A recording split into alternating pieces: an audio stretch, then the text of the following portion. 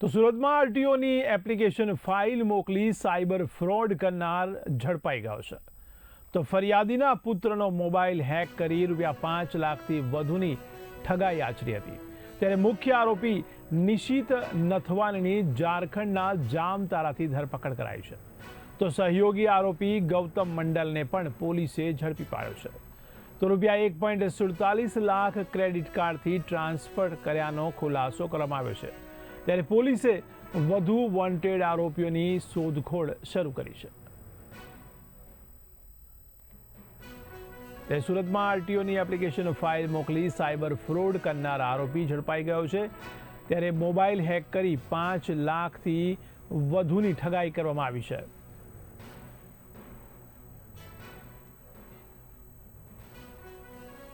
ની અંદર સુરત શહેરના એક નિવાસી સાથે જેને આપણે આરટીઓ એપીકે ચલણ ફાઇલ કહીએ છીએ એના મારફતે લગભગ ₹5 લાખ જેટલી માતબર રકમનું ફ્રોડ થયેલું હતું।